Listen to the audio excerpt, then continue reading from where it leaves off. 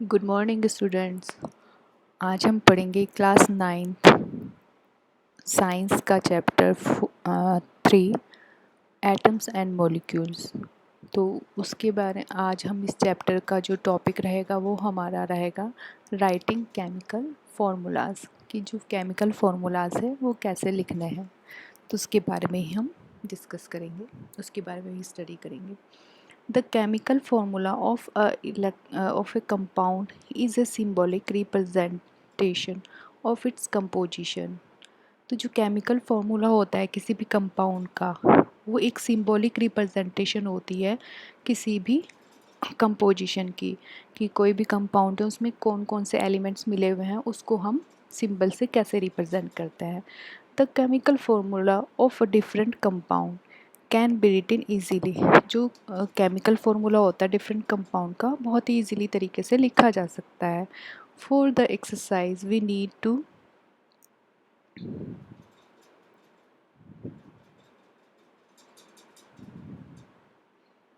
learn the symbols of combining capacity of the elements। तो सबसे पहले हमें क्या ज़रूरी होगी, जो सिंबल्स हैं और कंबाइनिंग कैपेसिटी है एलिमेंट्स की, उसके बारे में देखना पड़ेगा, सीखना पड़ेगा। द कंबाइनिंग पावर और capacity of an element is known as its valency. और जो कंबाइनिंग पावर होती है, कैपेसिटी होती है कि किसी भी एलिमेंट की, उसको हम वैलेंसी कहते हैं। Valency can be use to find out how the atoms of an elements will combine with the atoms of another elements to form a chemical compound। Valency को जो यूज़ करने का तरीका है वो कैसे हम निकालते हैं, कि जो एक एटम्स होता है उसका element will combine with atoms, दूसरे एटम्स एलिमेंट्स के एटम के साथ कंबाइंड होता है और एक केमिकल कंपाउंड बनाता है। The valency of the atom of an element can be thought of as hand and arms of the atoms। अब जो वैलेंसी है किसी भी एटम की, उसको हम कैसे सोच सकते हैं कि भाई जो एटम्स है और वैलेंसी है उसके हैंड्स या आर्म्स हो गए। ठीक। Human being have 2 arms. Human beings के कितने आर्म्स होती हैं? 2 होती है। एंड ऑक्टोपस हैज़ 8, और ऑक्टोपस की 8 होती है। If one octopus has to catch hold a few people, अगर मान लो कोई ऑक्टोपस है उसको हमने पीपल्स पकड़ता है वो, तो in such a manner that all the 8 arms of octopus and both arms of all the humans are locked. अगर उनको लॉक कर दिया जाए तो how many humans do you think the octopus hold? तो कितने ह्यूमन बींग्स को hold कर सकता है ऑक्टोपस? तो आप देखेंगे कि उसकी 8 आर्म्स हैं और ह्यूमंस की कितनी है? 2। तो ऑब्वियसली तो 4 ह्यूमंस को होल्ड कर सकता है। Represent the octopus with O. Octopus को हमने ओ से रिप्रेजेंट किया और ह्यूमंस को हमने एच से रिप्रेजेंट किया। Can you write a formula of this combination? Do you get OH4 as the formula? Yes. The subscript 4 indicate the number of humans being held। तो जो 4 है वो किसके हैं? ह्यूमंस बिंग को होल्ड किया हुआ है, उसके नंबर्स हैं बाय द ऑक्टोपस, जो कि ऑक्टोपस ने होल्ड किए हैं, उसको हमने एच के नीचे रख दिया। ठीक। The valency of some common ions are given in table. अब जो कुछ कॉमन आयंस हैं जो कि आपके इसमें यूज़ होंगे चैप्टर्स में, या आगे भी पढ़ेंगे आप, तो वो कॉमन आयन हैं जो इस टेबल में नीचे इस जो टेबल दी हुई है उसमें दिए गए हैं। We will learn more about the valency in next chapter, और जो डिटेल में है हम उसके नेक्स्ट चैप्टर में पढ़ेंगे वैलेंसीज के बारे में। अभी आप सिंबल देखेंगे कि जैसे सिंबल है ये सोडियम है, सोडियम में +1, तो ये आयंस दिए गए हैं इसमें 1 2, किसी में 2 हैं, किसी में 3 है, जो ये नंबर्स दिए हुए हैं ये आयंस के नंबर हैं, ये एलिमेंट्स के नंबर हैं, और ये पॉलीएटॉमिक आयंस जो हैं उनके नंबर से। तो सोडियम में देखेंगे Na+ ऐसे लिखेंगे, और हाइड्रोजन को H+ ऐसे लिखेंगे, और यहाँ पर +1 है। अमोनियम ये अमोनियम का देखेंगे NH3 दो एलिमेंट से मिलके बना हुआ है ये NH4, तो इसकी वैलेंसी 1 है। सेम इसी तरह से देखेंगे अगर तो मैग्नीशियम है, ये मैग्नीशियम की वैलेंसी कितनी है 2 है, यहाँ पर 2+ लिखा हुआ है ये, ठीक है।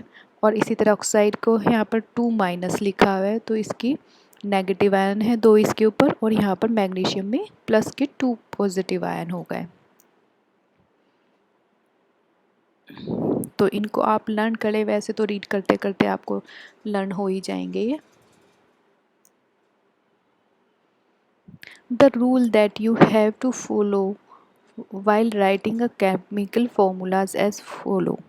तो जो रूल्स हैं केमिकल फार्मूला लिखने के नीचे दिए गए हैं, जो आपको याद रखने हैं।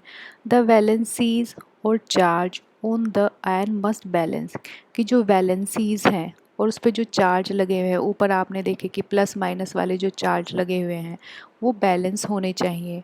When A compound consist of a metal और ए नॉन मेटल, अब जो कंपाउंड जो मिल रहा है वो मेटल या नॉन मेटल मिलके बना रहे हों, द नेम और symbol of the metal is written first. अब जो नेम लिखेंगे उसमें तो सबसे पहले मेटल का नाम लिखा जाएगा। फॉर एग्जाम्पल कैल्शियम ऑक्साइड, अब कैल्शियम ऑक्साइड है, इसमें कैल्शियम क्या है मेटल है, तो इसमें इसका नाम पहले लिखा जाएगा। फिर another is sodium chloride, sodium chloride में Na, ये एक मेटल है, इसका नाम पहले ही लिखा जाएगा। आयरन सल्फाइड, आयरन सल्फाइड में आयरन को पहले लिखा जाएगा। कॉपर सल्फाइड एक में मेटल क्या है कॉपर, तो इसको हम पहले लिखेंगे। तो इस तरह से ये ध्यान रखने वाली बात होगी कि जो मेटल्स हैं उनको आप पहले लिखेंगे, नॉन मेटल्स को बाद में लिखेंगे अगर वो कंबाइन करके कोई कंपाउंड बना रहा है। whereas oxygen, chlorine, sulfur and non-metal are written on the right side। तो राइट साइड में इसको लिखेंगे, जैसे ऑक्सीजन, क्लोरीन और ये सल्फर लिखे हुए। whereas calcium, sodium, iron and copper are metals, इसमें जो कैल्शियम है, आयरन है और सोडियम है, ये सारे क्या है metals are written on the left, इनको हम लेफ्ट में लिखेंगे। इन कंपाउंड फॉर्म, अब जो कंपाउंड की फॉर्मेशन है with poly atomic ion, the number of ion present in the compound is indicated by enclosing the formula of ion in bracket. अब इसमें तो अभी तो एक एक का ही था, लेकिन अगर दो नंबर्स आ जाते हैं तो उसको हम क्या बोलते हैं पॉली एटोमिक्स आयन बोलते हैं। तो उनको हम कैसे लिखेंगे,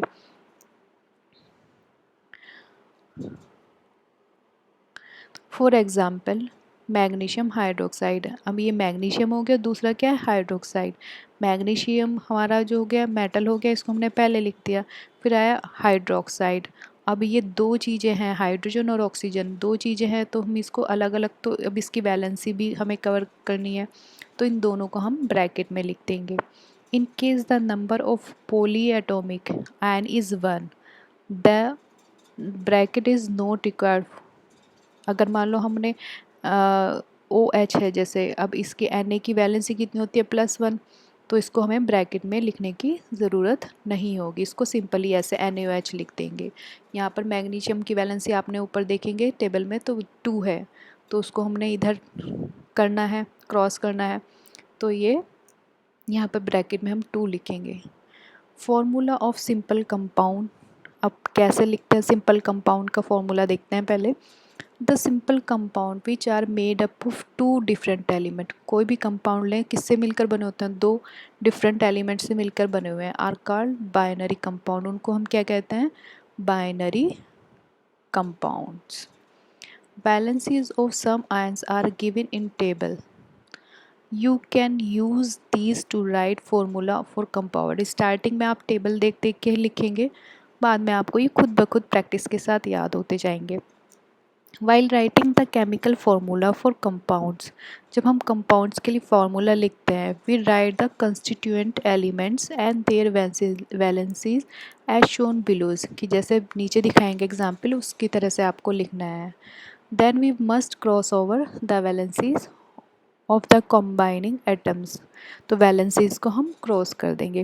अब यहाँ पर जैसे हमने हाइड्रोजन क्लोराइड का फॉर्मूला बनाना है तो इसको हम कैसे लिखेंगे, हाइड्रोजन का सिंबल क्या है H, और क्लोराइड का सिंबल क्या है Cl। अब इन दोनों की वैलेंसी लिख दी, हाइड्रोजन की 1 है, क्लोरीन की वैलेंस 1 है, ये तो आपको याद हो जाएगी या ऊपर टेबल में देख लें। अब इन दोनों की वैलेंसीज को हमने क्या किया, क्रॉस कर दिया। हाइड्रोजन की वैलेंसी Cl को दे दी और Cl की H को दे दी, तो यहाँ पर ये आपका फॉर्मूला बन गया HCl। क्योंकि दोनों की 1 1 है तो नीचे हम यहाँ पर कुछ भी नहीं लिखेंगे, 1 को हम रिप्रेजेंट नहीं करेंगे, सिंपल ऐसे ही HCl लिख देंगे। Another formula is hydrogen sulphide. तो हाइड्रोजन का सिंबल क्या हो गया यहाँ पर H और सल्फाइड का सिंबल क्या हो गया यहाँ पर S। तो H का वैलेंसी होती है 1 और S की वैलेंसी होती है 2। तो H की वैलेंसी हमने S को ट्रांसफ़र कर दी और S की वैलेंसी H को दे दी। तो H के पास कितनी वैलेंसी कितनी पहुंची, 2 हो गई, तो इसको हम नीचे लिख देंगे। और सल्फ़र को सिंगल 1 है तो इसको हम ऐसे ही रिप्रेजेंट कर देंगे। और कुछ एग्जाम्पल देखते हैं हम यहाँ पे।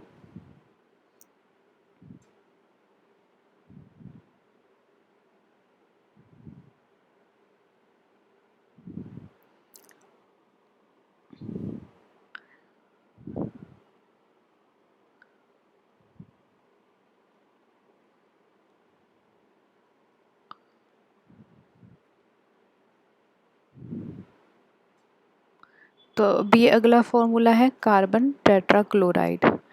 कार्बन टेट्राक्लोराइड का कर लिखेंगे हम, तो कार्बन का हो गया C और क्लोराइड में कितना वैलेंसी हो जाएगी, टेट्रा मीन्स 4, तो यहाँ पर इसकी वैलेंसी हो जाएगी 4।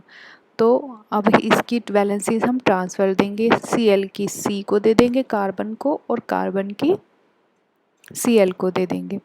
तो इसको हम यहाँ पर कैसे रिप्रेजेंट करेंगे फॉर्मूले को, CCl4, क्योंकि कार्बन की वैलेंसी कितनी होती है, आप पीछे पढ़ाई है आपने 4। अब इसके बाद है मैग्नीशियम क्लोराइड को अगर देखें तो we write the symbol of cation Mg2 first follow by the symbol Cl then their charge are criss cross the formula. अब इसको मैग्नीशियम क्लोराइड को देखेंगे हम, आप नीचे, तो मैग्नीशियम की वैलेंसी कितनी है 2,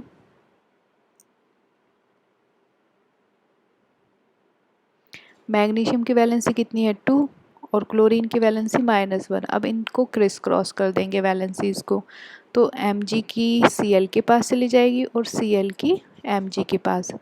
तो ये हो गया Mg के नीचे 1 1 को हम कुछ भी नहीं लिखेंगे, Cl के नीचे 2 तो यहाँ पर हम 2 लिख देंगे। अब इसी तरह से magnesium chloride, there are 2 chloride ions, यहाँ पर कितने हैं, 2 क्लोराइड आयन हो गए इसके। फॉर ईच मैग्नीशियम आयन, कि जो कि किससे मिले थे हमें, मैग्नीशियम आयन से, the positive and negative charge must balance each other and the overall structure must be neutral. अब इससे क्या होगा, ये जो है बैलेंस हो जाएंगे और वो न्यूट्रल स्ट्रक्चर हो जाएगा इसका। Note that in the formula the charges on the ion are not indicated. जो चार्ज थे हम जब हम फॉर्मूला लगते हैं तो उसमें आयन्स को इंडिकेट नहीं करते हैं। Formula for aluminium oxide, aluminium oxide का अगर देखें तो हम, एल्यूमिनियम की वैलेंसी कितनी होती है 3, ऑक्सीजन की -2, दोनों को क्रिस क्रॉस किया, Al के पास क्या पहुंच गया 2 और ऑक के पास पहुंच गया 3, तो इसका फॉर्मूला हम कैसे लिखेंगे, Al2O3। ठीक है। अब नेक्स्ट आता है हमारा कैल्शियम ऑक्साइड। कैल्शियम ऑक्साइड को कैसे लिखेंगे हम, कैल्शियम का सिंबल Ca एंड ऑक्साइड का O। कैल्शियम की वैलेंसी कितनी होती है -2 +2 इसके नीचे लिख दी, ऑक्सीजन की -2 इसके नीचे लिख दी, फिर दोनों की वैलेंसीज को हमने क्रिस क्रॉस कर दिया। Here is the valency of 2 elements are the same, यहाँ पर वैलेंसी सेम है तो यहाँ पर C2O2 तो लिखेंगे नहीं, हम सीधा इसको क्या कर देंगे, यू में arrive at the formula Ca2O2। वैसे तो ऐसे ही लिखा जाना चाहिए लेकिन हम इसको सिंप्लीफाई कर देंगे, but we simplify the formula as CaO। Okay. अब इसके बाद अगेन, अब नेक्स्ट देखते हैं हम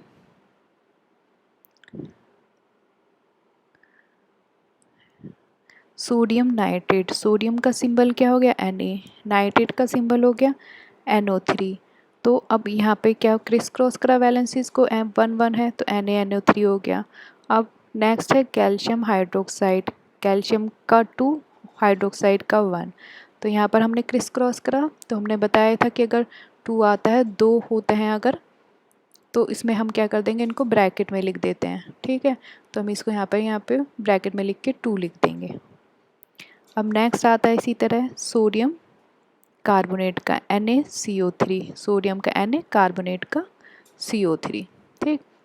Na की वैलेंसी 1, CO3 की -2, तो उसको हम कैसे लिखेंगे, Na2CO3, दोनों में क्रॉस हो जाएगी। यहाँ पर 1 है तो 1 को तो हम ब्रैकेट में लिखने की ज़रूरत नहीं है, सिंपल ऐसे ही लिख देंगे CO3। नेक्स्ट आता है, हम देखेंगे अमोनियम सल्फाइड, तो अमोनियम की है +1, सल्फाइड की -2। अब यहाँ पर ये NH2 है तो इसको हम क्या करेंगे, ब्रैकेट में करके, ये 2 आ रही है तो वैसे तो लिखेंगे नहीं, हम इसको ब्रैकेट में करके लिखेंगे 2। सल्फेट में यहाँ पर 1 है तो 1 के लिए हम कुछ नहीं लिखेंगे, ठीक है। तो आज की क्लास में हम इतना ही लेंगे। नेक्स्ट जो क्वेश्चन ये आएगा, ये हम नेक्स्ट वीडियो में करेंगे। होप यू आपको समझ में आ गए होंगे सारे फॉर्मूला। चलिए, ओके।